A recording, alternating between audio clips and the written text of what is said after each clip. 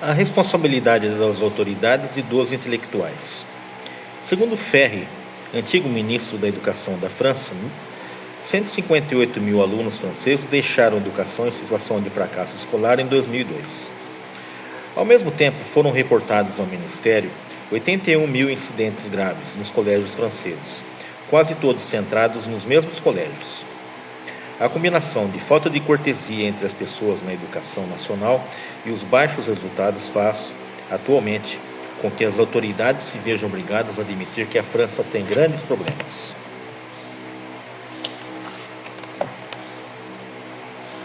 O culto da espontaneidade, a educação por meio da diversão e considerar a juventude como um valor em si levam à anarquia.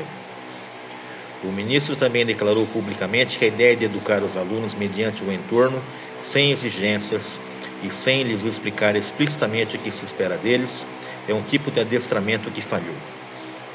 Foi bastante comentado um dado que o ministro apontou. Em 1995 foram encontradas no norte da França as provas de língua da revalidação do primário correspondente aos anos de 1923, 1924 e 1925. Refizeram o ditado e a redação com os alunos de hoje nessa mesma região. Os ditados contiveram 2,5 vezes mais erros e as redações eram piores.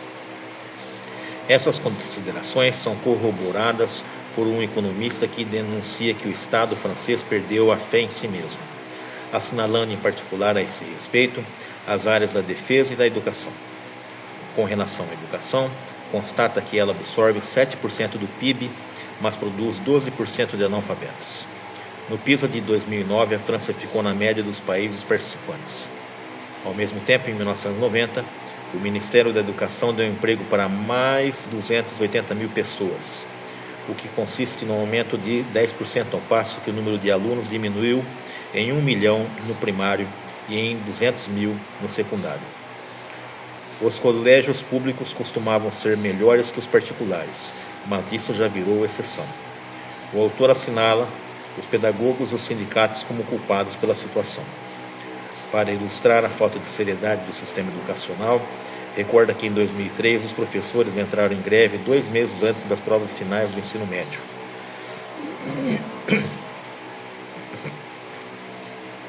A exaltação da revolta e do protesto levaram a episódios como o dos professores de filosofia que queimaram livros para protestar contra o Ministério da Educação.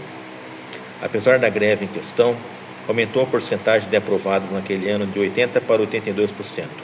Para o economista, isso mostra que esses funcionários são tão niilistas quanto certos jovens dos bairros de periferia. Segundo o filósofo francês Revel, é perceptível a descolarização de uma parte da juventude francesa.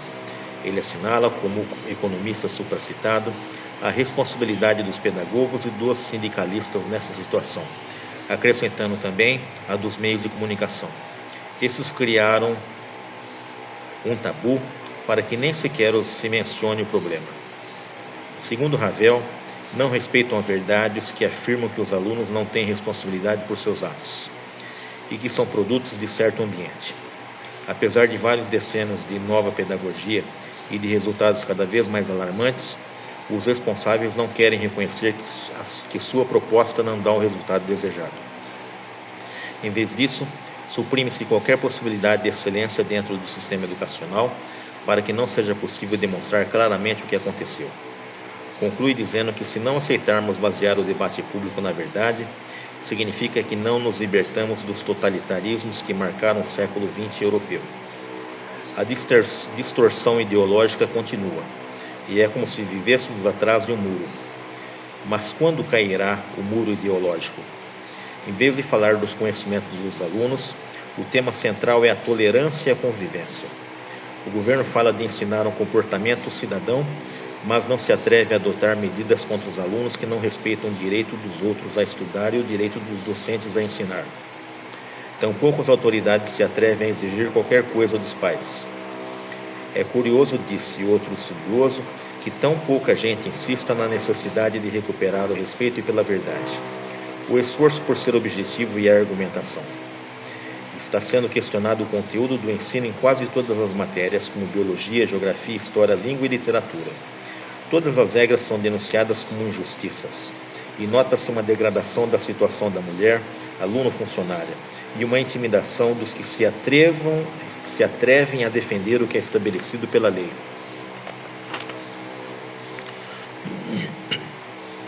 Um juiz francês acusa as elites francesas pela situação em que a França se encontra.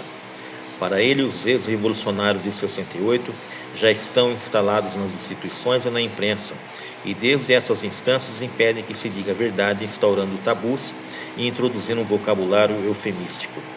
O Estado não corrigiu essa tendência, abandonando assim sua responsabilidade.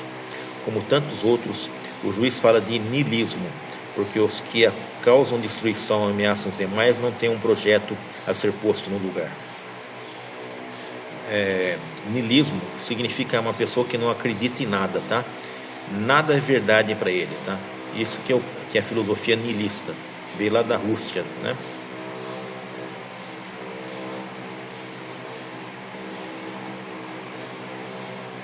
Assinala total a impunidade dos que cometem infrações e cita Platão quando este dizia que no momento em que os pais se acostumarem a obedecer aos filhos e os mestres tremerem diante dos alunos, terá início a tirania. Também contribui para a análise um sacerdote que trabalhou com grupos de jovens problemáticos, que observou ser característico neles uma mentalidade e uma afetividade de crianças em corpo de homens adultos.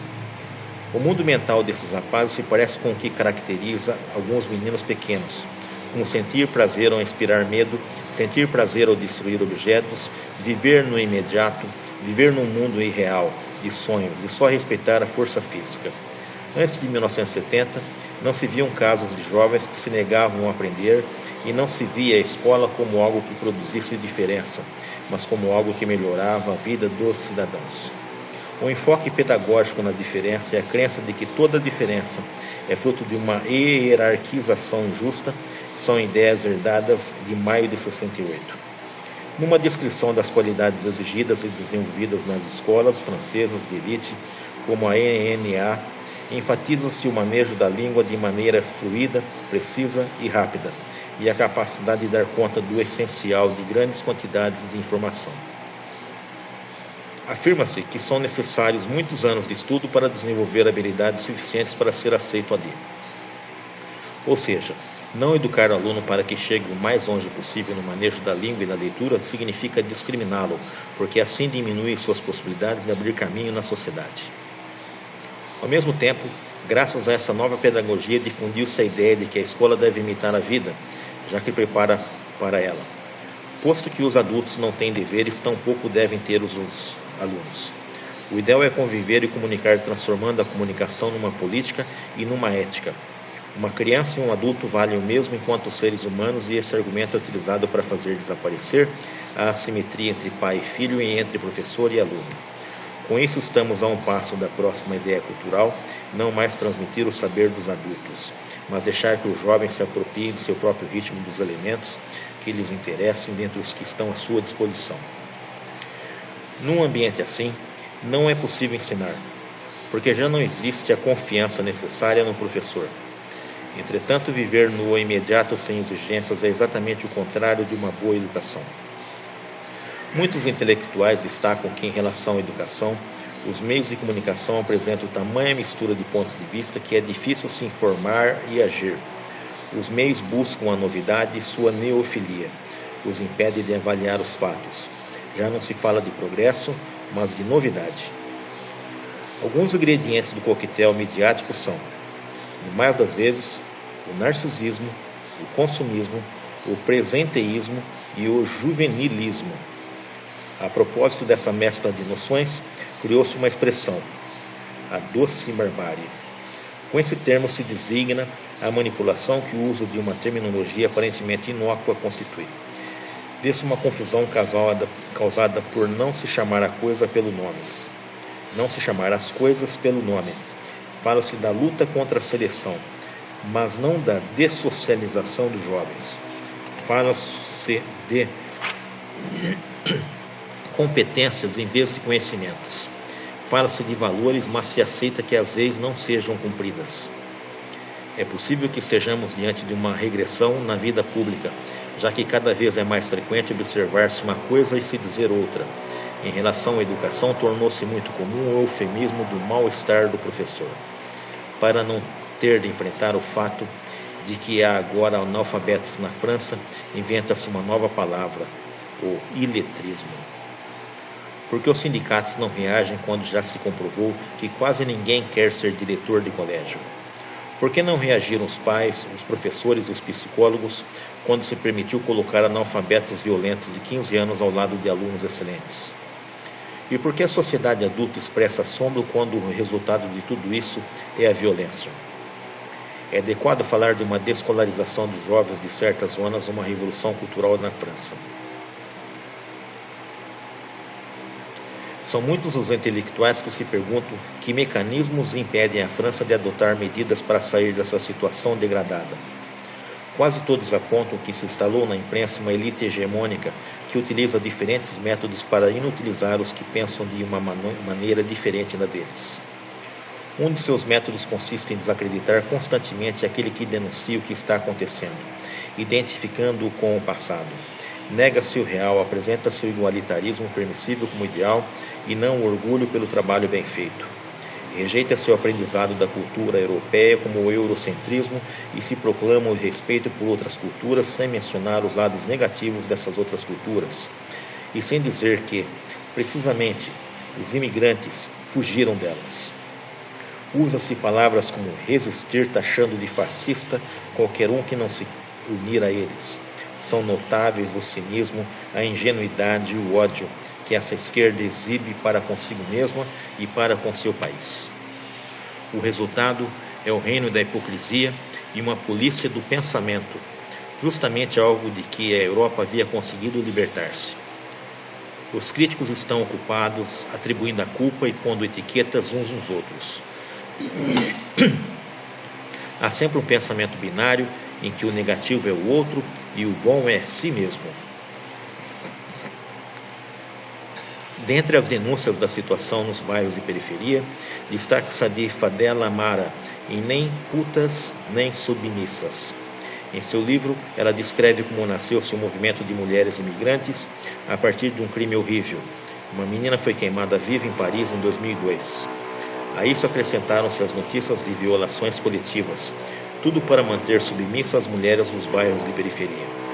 A autora começa com sua história pessoal, contando que nasceu na França e que a situação para as mulheres de seu grupo era melhor até o começo dos anos 90. Foi então que muitos pais de famílias imigradas perderam seu emprego porque havia menos necessidade de mão de obra não qualificada. Com o emprego perderam também seu status dentro da família e os filhos homens que também não conseguiam se inserir no mercado de trabalho começaram a assumir o controle. Por influência da religião islâmica, que voltou a crescer nessa época, despejaram sua frustração sobre as irmãs. Antes, as meninas tinham de lutar contra a tradição, mas a nova situação era ainda pior. Não só os irmãos controlavam as irmãs, mas dá-se uma tendência segundo a qual todos os meninos do bairro consideram tarefa sua vigiar todas as meninas. Uma guinada masculina. A única suposta superioridade que lhes resta é sua viralidade, e o único conhecimento que têm é o de como seu bairro funciona. Foram tão mimados em suas famílias, em primeiro lugar por suas mães, que são incapazes de enfrentar a vida fora dali. Do ponto de vista da França, trata-se de uma regressão social. A autora assinala que também criou-se uma situação explosiva desde o ponto de vista psicológico. A ausência de reconhecimento social cria nos homens jovens uma raiva que vem da miserável vida cultural e também sexual que levam. Diz a autora que «Ils crèvent d'amour, de manque, de consideration et de respect». Estão rebentando de amor, de falta de consideração e de respeito. Buscam seu ídolos nos guetos americanos e os únicos valores que lhes interessam são o dinheiro e a violência. A autora crê que nem mesmo a mãe respeitam mais, com a qual vai abaixo a última peça de seu sistema moral. Por que não reconhecer que se instalou uma nova máfia literalmente? Por que não se defende a sociedade? A solução proposta pela autora é que a sociedade crie muitas vagas de educadores e não aceite que os homens jovens tomem o poder nos bairros, pois em seu estado de impotência semeiam o ódio. Como deve ter ficado evidente, esse capítulo sobre os alunos não leitores quis assinalar que não exigir que todos os alunos ingressem no mundo do livro significa abandoná-los, que a sociedade se expõe a enormes riscos se não está disposta a defender sua escola, e que é absolutamente necessário exigir que os alunos respeitem as regras de comportamento e que trabalhem. Se os alunos vivem dizendo que não aprenderam nada na escola e mesmo assim deram-se bem, estão minando o trabalho dos professores. Se os pais defendem automaticamente seus filhos num conflito, sem averiguar antes o que aconteceu, estão abalando não só a autoridade da escola, mas também a sua própria diante do filho. Em uma palavra, a responsabilidade fundamental é dos adultos.